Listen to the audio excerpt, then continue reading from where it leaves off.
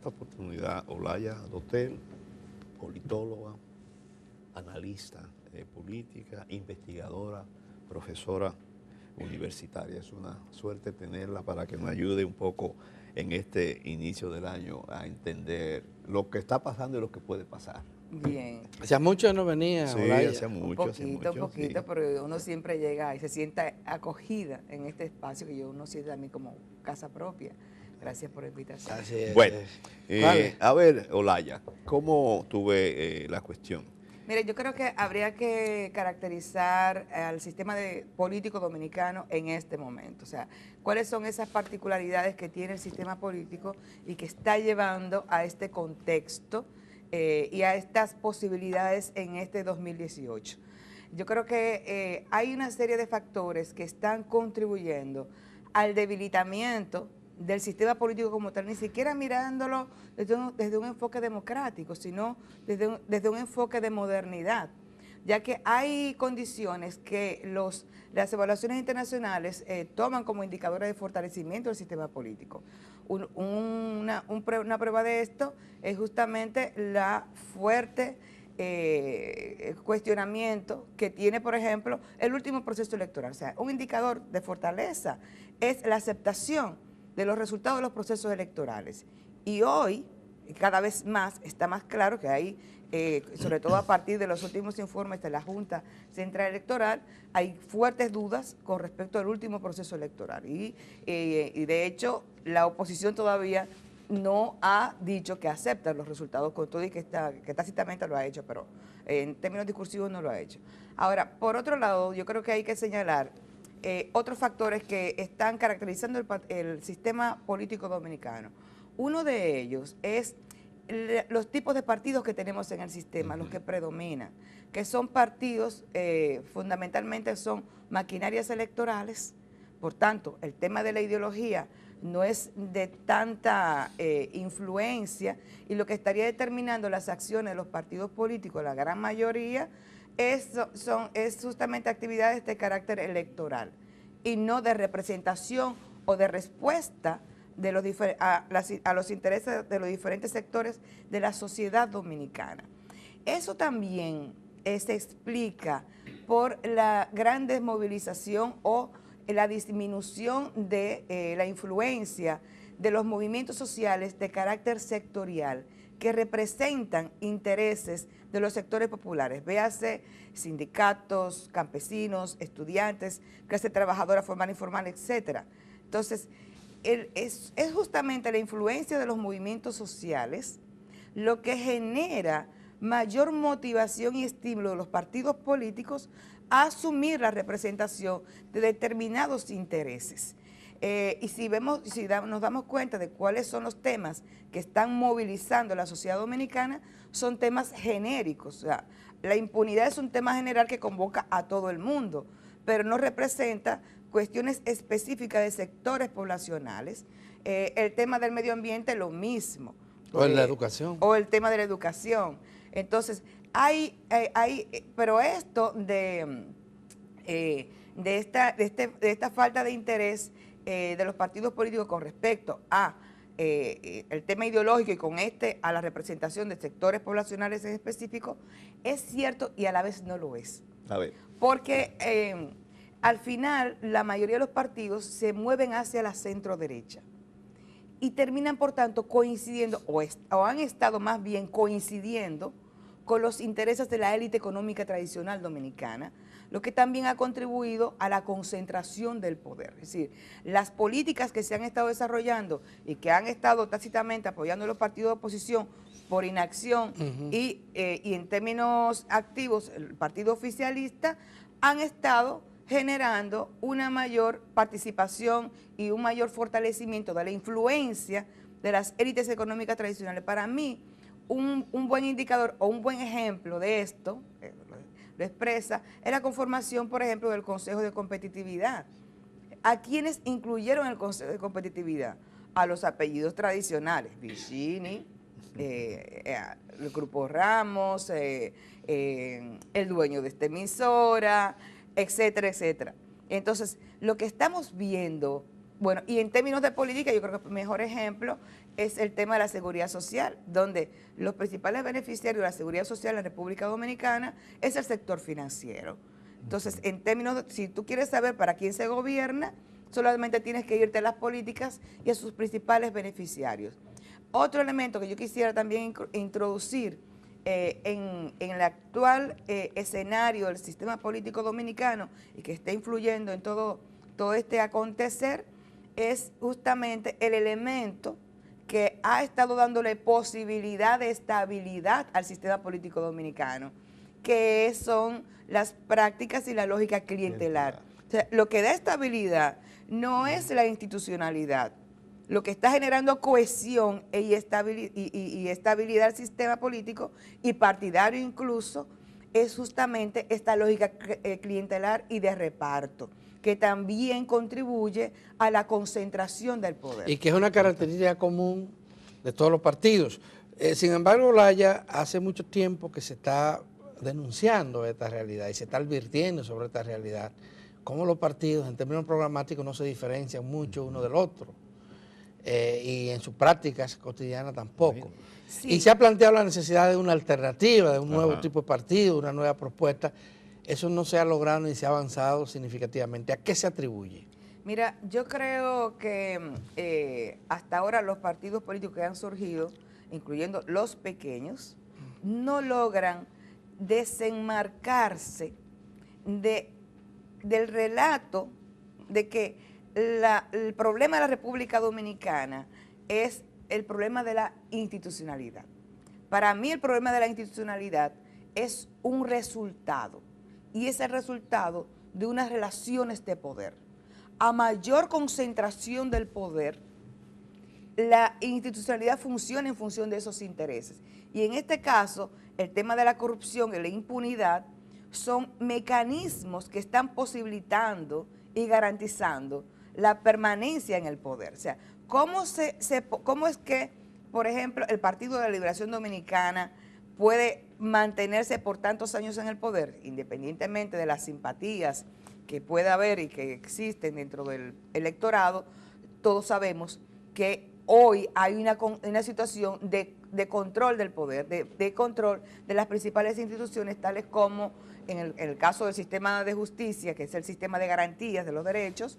Se sabe que tanto el Tribunal Superior Electoral como el Tribunal Constitucional y la Suprema Corte de Justicia, señores, están en el bolsillo del comité político, ni siquiera digo del partido de gobierno, está en el bolsillo del comité político y de quien controla el comité político del Partido de la Liberación Dominicana. Lo mismo pasa con la actual Junta Central Electoral, que en mi opinión, los principales árbitros de los procesos electorales, tanto la Junta Central Electoral como el Tribunal Superior Electoral, también están bajo el control del Comité Político del Partido de la Liberación Dominicana. Entonces, al final, el tema no es hacer nuevas leyes, el tema es modificar el contexto que permita hacer leyes y que sean aprobadas y que respondan a los diferentes intereses colectivos de la sociedad dominicana. Raya, a tu juicio, ¿existen condiciones objetivas para producir un desplazamiento del PLD? Y si es así, ¿de qué manera? Mira, yo creo que actualmente no están dadas las condiciones objetivas, porque se requeriría de varias cosas. Una de ellas es una oposición política que haga política en un terreno que no esté controlado por el partido oficialista. ¿Cuál es el escenario que controla el partido oficialista? El escenario institucional. ¿A dónde van las luchas de los partidos de oposición? ¿Dónde se están desarrollando? En el escenario institucional, donde ellos tienen control. Entonces, habría que repensar y actuar de manera diferente y en espacios donde no controla el oficialismo. Por ejemplo, la calle. O sea, movilización. Movilización pública. Lo único que va a incentivar... Pero recuérdate que en el año 1978, sí, todas las instituciones estaban en manos del presidente de la República y presidente del partido de gobierno, y a eso no había duda de eso, y sin embargo fue desplazado, fue derrotado en unas elecciones. Hay que recordar también que había una capacidad de movilización política por parte de los partidos de oposición muy fuerte. Habían sindicatos, habían partidos políticos que representaban esos intereses y había una gran movilización política, efectivamente. ¿Cuántas huelgas se hicieron? ¿Cuántas acciones públicas se hicieron durante ese periodo? Es decir, la salida de Balaguer del poder, se sabe que no se dio en el contexto más cómodo para Balaguer, que fue bajo una gran presión política y que si bien intervino los Estados Unidos en ese momento, también había un contexto político en el territorio dominicano que también estaba generando presión a través de la movilización, porque lo único que va a incentivar al oficialismo para generar cambios que apunten a una mayor democratización del sistema político es sobre la base de la presión y poner en tensión la gobernabilidad.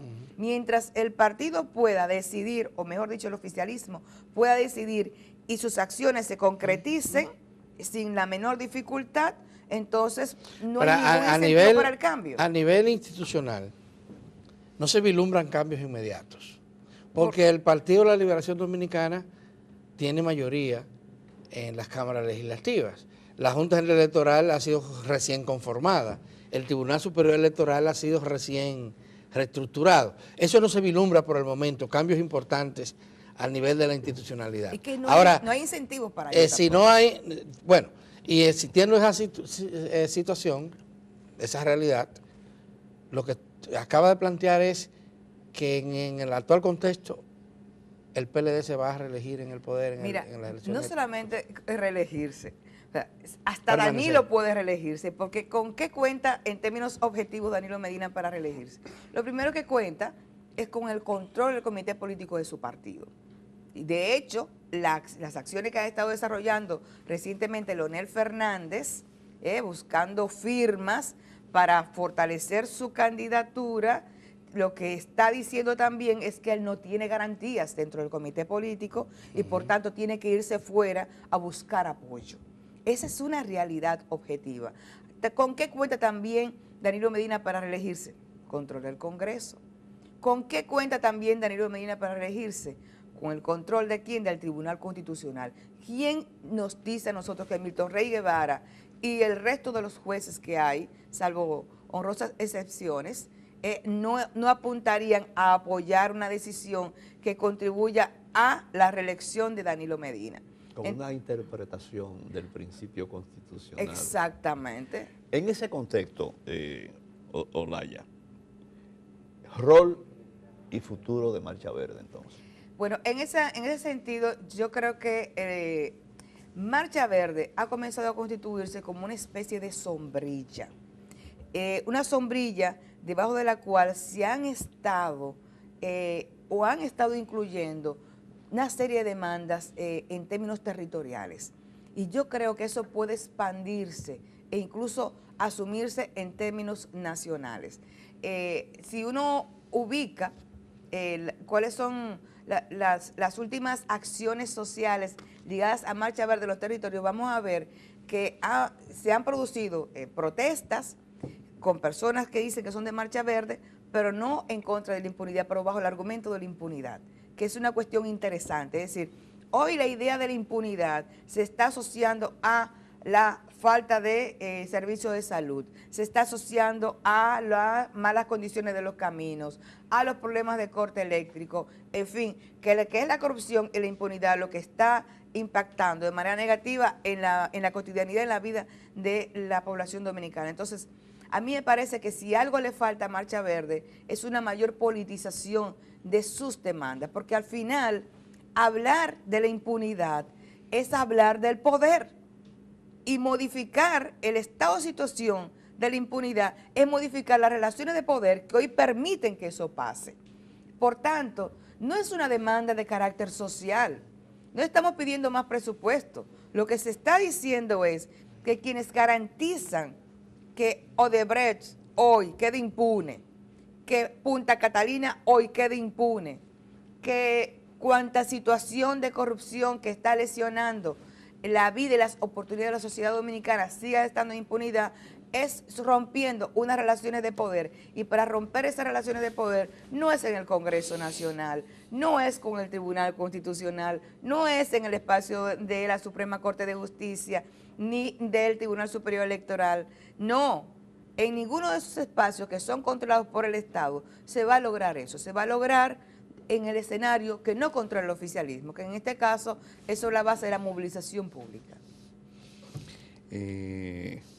Personalmente, ¿tú crees que hay posibilidades o probabilidades de que haya una ruptura interna entre las corrientes del PLD o que al final se pondrán de acuerdo? Bueno, yo creo que hay unos elementos que hay que tomar en cuenta para poder responder esa pregunta y uno de ellos es la pérdida de capacidad de arbitraje del Comité Político del Partido de la Liberación Dominicana. Históricamente, ante conflictos internos, quien resolvía estas cuestiones era el Comité Político. Cuando Leonel Fernández insistía en cerrar el paso a Danilo Medina, quien se puso de frente fue el Comité Político. Cuando Danilo Medina se negaba a llevar como candidata a la vicepresidencia a Margarita Cedeño, quien negoció y lo posibilitó fue el Comité Político. Entonces, ese árbitro hoy no existe. Hoy el Comité Político es un espacio controlado por Danilo Medina. Entonces, en esa medida se ha perdido garantías del resto de los actores que forman parte de ese espacio, específicamente de Leonel Fernández. Yo no estoy diciendo con esto que se vaya a dividir el partido mañana, pero yo sí creo que los niveles de cohesión que se exhibieron hasta hace poco tiempo, yo creo que no están más. Y que los resultados de imponer la reelección van a ser mucho mayores que en el proceso pasado. En el 2020 habrá elecciones. Así es. Elecciones no solamente presidenciales, sino también para elegir o cambiar a las autoridades municipales y legislativas.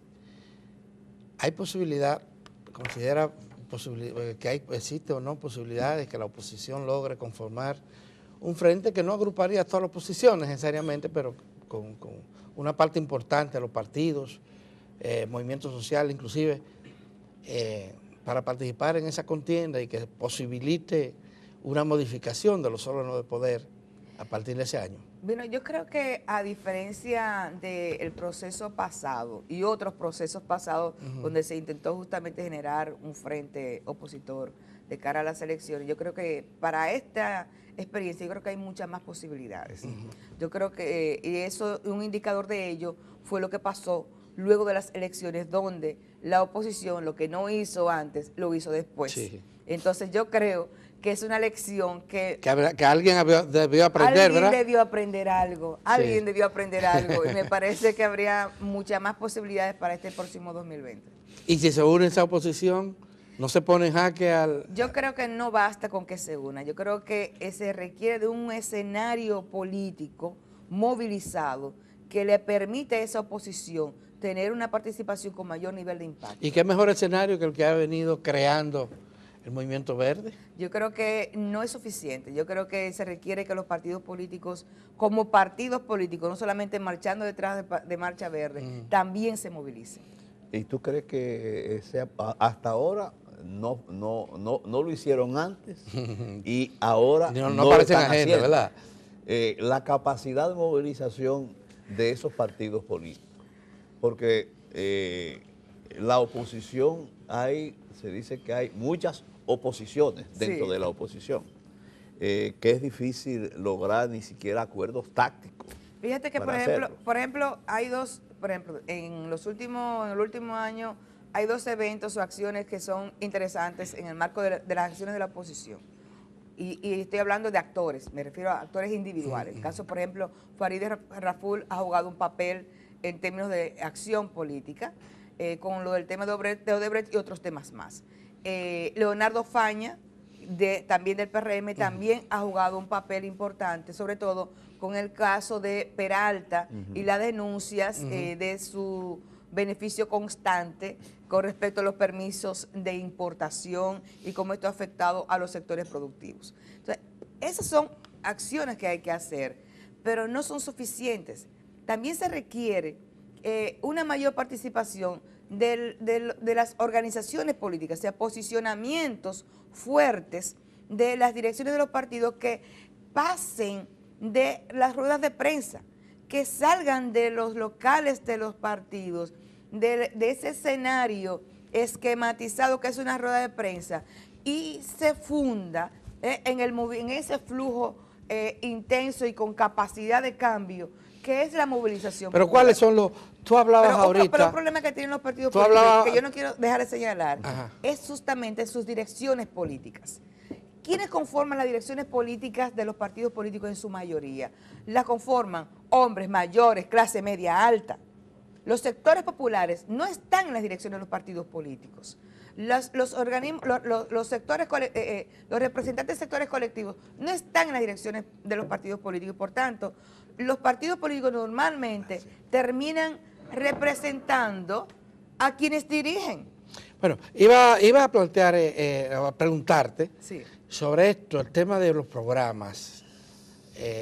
¿Han logrado los partidos de la oposición, o inclusive el gobierno, asumir la demanda de aquellos sectores que sí han estado reclamando derechos, reivindicaciones? Digamos, en el caso del Movimiento Verde, hay planteamientos muy concretos sobre el tema de corrupción y de impunidad, Claro que sí. ¿verdad? Pero hay sectores que han estado propugnando por mejores servicios de salud, por demandas territoriales, como lo ha señalado anteriormente. Se plantea un tema de la desigualdad. Aquí investigadores, instituciones diversas de la sociedad han estado poniendo de relieve los altos niveles de desigualdad que hay en la República Dominicana, Claro. cómo el crecimiento no se traduce en desarrollo para la mayoría de la población. A los partidos políticos, ¿por qué no pueden asumir un programa que dé respuestas a estas demandas, a estos reclamos? Mira, dos cosas que lo decía al principio. Una, que es justamente la desmovilización de las o el debilitamiento de las organizaciones sociales que representan intereses de esos sectores, trabajadores, salud. Fíjate que las demandas, sobre todo en materia de salud, vienen del Colegio Médico Dominicano, que es un sector profesional, y que su interés fundamental son las condiciones salariales y de trabajo de los médicos, no el tema de la calidad de educación, que también implica responsabilidad por parte de los médicos. Entonces se requieren sectores que asuman esos temas en términos sociales y que también generen presión hacia los partidos políticos.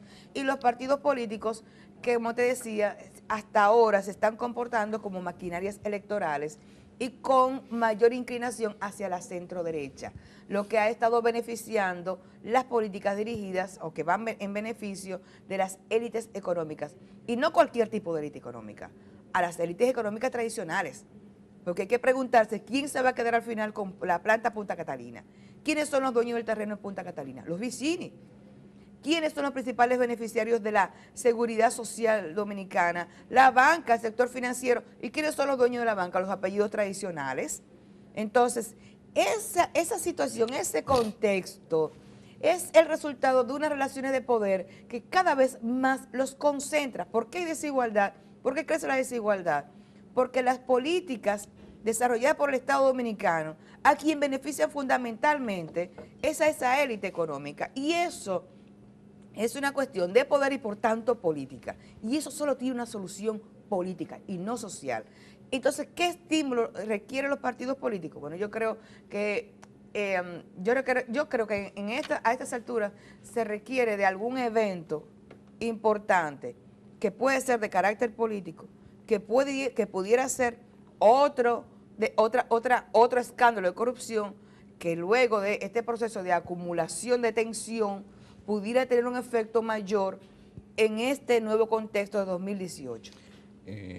Estoy de acuerdo contigo en que en política hay que ver los incentivos para que las cosas se hagan o no se hagan. Sí. Y partiendo de que por qué si yo tengo poder voy a modificar lo que me ha convenido, ¿cuál es el destino que tú esperas a la ley de partidos políticos y la ley electoral? Ninguno. Perdón porque lo diga así. El tema es que ni siquiera hay garantías, en caso de ser aprobada, de que sea una ley de partidos y una ley de partidos que contribuya a la democratización y a la transparencia de los partidos políticos. Porque si justamente las resistencias están en, por ejemplo, dar información sobre los aportes del sector privado.